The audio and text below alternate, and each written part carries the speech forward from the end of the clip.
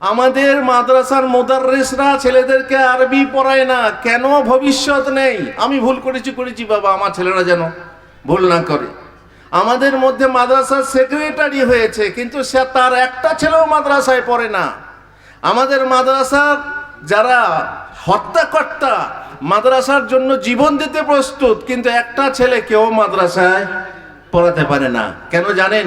শুধু ভবিষ্যৎ নেই বলে।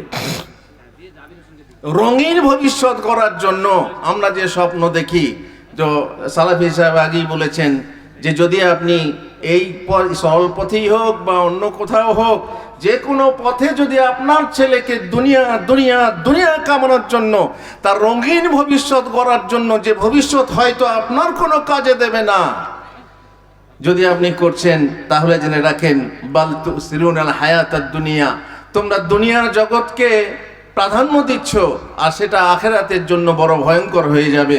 আল্লাহ তাআলার কাছে সব সময় চাইবেন যেন আমার ছেলেটা এমন হয় যেন আমার মরণের পরে আমার কাজে দেয়।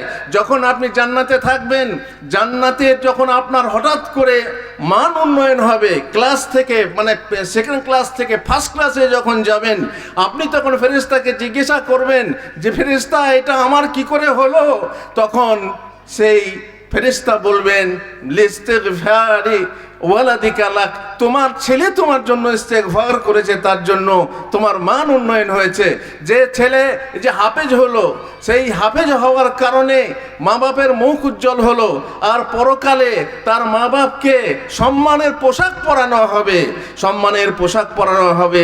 আর তাজ পরানোর কথা যেটা আছে, যে তাজ পরানো হবে মা বাপের মাথায়, সে হাদিস জয়ীফ, কিন্তু যা আছে সম্মানের পোশাক তাদেরকে পরানো হবে, সেখানেও তারা সম্মান পাবে। যেমন এখন সম্মানিত হলেন যে মায়েরা এসেছেন, যে ছেলের মায়েরা এসেছেন এবং যে ছেলের বাবা এসেছেন, তারা সব নিশ্চয়ই মুখ উজ্জ্বল হলো সকলের সামনে যে আমার ছেলে হাফেজ হয়েছে।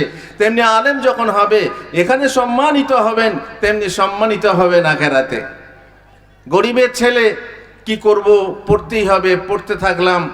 আমার একটা অভ্যেস ছিল বাচ্চাদের জন্য, ছেলেদের জন্য আমি বলে রাখি, কিভাবে আমি লেখক হয়ে গেলাম। ক্লাস 8 পর্যন্ত পড়ে আমি লেখক কিভাবে হলাম, এগুলো থাকে, বিরল প্রতিভা থাকে, সে প্রতিভাও আমার ছিল না।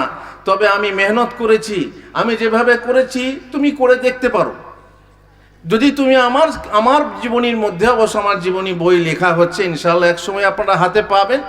যদি তুমি আমার জীবন থেকেও একটা অনুপ্রেরণা পাও, উৎসাহ পাও, যদি তুমি বলো যে হ্যাঁ আমি এর মাধ্যমে আপনি আপনার মতো চলবো, আমার মতো আলেম হওয়ার জন্য যদি চেষ্টা থাকে, তাহলে তোমাকে করতে হবে। ভবানীপুরে এক জানাজায় গেলাম, ছোট্ট একটা বাচ্চা খালি গায়ে এসে সালাম দিল। সালাম দেওয়ার পর বলছে আমার জন্য দোয়া করবেন যে যেন আপনার মতো আলেম হতে পারি। আল্লাহু আকবার। আমি বলি আমি কত বড় আলেম হয়েছি, তুমি আমার মতো আলেম হতে চাও? বলছে জি হ্যাঁ আমি শুনেছি। তো যদি তুমি চাও যে আমি বড় হয়েছি, আমি এতগুলো বই কিভাবে লিখলাম, যদি তুমি চাও তো আমার ইতিহাসটা শোনো, ভালো করে শুনে যদি তুমি বড় হতে চাও, তাহলে সেটা তুমি রসদ পাবে ইনশাআল্লাহ। আমি যখন পড়তাম, প্রথম যখন পড়তে যেতাম পোবার মাদ্রাসায়, আমার নিয়ম ছিল যে যখন কোনো ভালো কথা শুনতাম নোট করতাম। যখনই কোনো ভালো কথা শুনতাম, আমার বই বা লেখনীতে আপনারা খেয়াল করবেন প্রবাদ বাক্য খুব আছে, যেখানে সেখানে প্রবাদ বাক্য প্রয়োগ করেছি। প্রবাদগুলো এত পেলাম কোথায়? অনেকে জিজ্ঞাসা করে তুমি তো আরবে 37 বছর থাকলে, আর এই বাংলার প্রবাদগুলো তুমি কোত্থেকে পেলে? তো অবশ্য আজকাল ইন্টারনেটের যুগ, কিন্তু আমি ওই জীবন থেকে 14 বছর বয়স থেকে প্রবাদ লিখতে শুরু করেছি। আজও পর্যন্ত আমার কয়েক হাজার প্রবাদ, ইচ্ছা করলে একটা বই আকারে বের করবো ইনশাআল্লাহ, কয়েক হাজার প্রবাদ আমার কাছে জমা আছে। সেই জীবন থেকে 14 বছর বয়স থেকে যখনই কারোর কাছে প্রবাদ শুনেছি, সব সময় পকেটে কলম আর কাগজ রাখতাম। কি হবে, প্রথমে তোমাকে কি করতে হবে, পকেটে সব সময় কলম অথবা কলম এবং কাগজ রাখতে হবে। আর আজকাল মোবাইলের যুগ, মোবাইলও নোট করতে পারো যদি মোবাইল তোমার কাছে থাকে, যদিও তোমাদের জন্য এখন মোবাইল বড় ক্ষতিকর। তো যদি কাগজ কলম পকেটে রাখো, যখনই একটা ভালো কথা শুনবে, খবরদার এটা ভেবো না যে আমার মনে থাকবে, কারণ মনে থাকে না। আমি জানি নিজেই আমার মনে থাকে না। হাদিস কোরআন পড়েছি, মুখস্থ করেছি, কিছুদিন পর ব্যস্ততায় ভুলে যাই। সুতরাং ভালো কথা যেটা সেটা নোট করে নাও। যখনই একটা প্রবাদ শুনতাম পাশে গিয়ে সেটাকে নোট করে নিতাম। এখন আবার মোবাইলে দেখবেন, দুদিন আগে একটা প্রবাদ নতুন প্রবাদ শুনলাম, নোট করে নিয়েছি, আমি বইয়ে গিয়ে অ্যাড করে দেবো।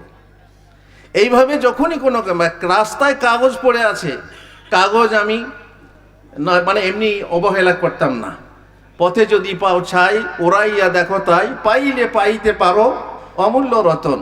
আমি তখন কাগজটা তুলে পড়তাম, পড়ে যখন দেখতাম কিছু ভালো কথা লেখা আছে, আমি আমার খাতায় নোট করে নিতাম। এইভাবে একটার পর একটা হতে হতে হতে হতে আবার ওইভাবে খাতা তৈরি হলো।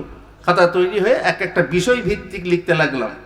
বিষয় ভিত্তিক লিখে আমি মানে প্রস্তুতি নিতে লাগলাম, বই পড়তে লাগলাম। আমার গ্রামে একটা লাইব্রেরি আছে, সেই লাইব্রেরি আমাকে উৎসাহ জুগিয়েছে লেখাপড়ার ব্যাপারে। যদিও আমি 8 পর্যন্ত পড়া, কিন্তু বাংলা যতটা পড়তে হয় ওই বয়সে তা অনেক পড়ে ফেলেছিলাম, অনেক বই পড়েছিলাম আমার গ্রামের লাইব্রেরি থেকে। তবে ইসলামী বই পড়িনি। এই ধরুন গল্প উপন্যাস যেগুলো ছিল আমি পড়ে শেষ করেছি। পড়তে পড়তে ভাষার একটা মানে উৎসাহ তৈরি হয় মনের ভিতরে, লিখতে শুরু করি। পুবার মাদ্রাসা থেকে আমি আসি বীরভূমের মহিষাডহরি মাদ্রাসায় সুন্দর মনোরম পরিবেশ, সেই পরিবেশে আমি লেখালেখি শুরু করি, পড়াশোনা করি, নিজে পড়ি এবং বাচ্চাদেরকেও পড়াই। আমার নিচু ক্লাসের ছেলেদেরকেও আমি পড়াতাম, বোঝাতাম। আমার একটা গ্রামার বোঝার একটা মানে উৎসাহ ছিল। বাংলা ইংরেজি কিছু গ্রামার জানা ছিল, আর সেই সাথে আরবি গ্রামের সঙ্গে মিলিয়ে নিতাম। যদি কোনো উস্তাদ ইংরেজি শিক্ষিত হন আর আরবি পড়ান, না আরবি এবং ইংরেজি জানা আছে, তিনি যদি আরবি গ্রামারের সাথে ইংরেজি গ্রামারকে মিলিয়ে পড়ান, তো শিক্ষিত জেনারেল শিক্ষিত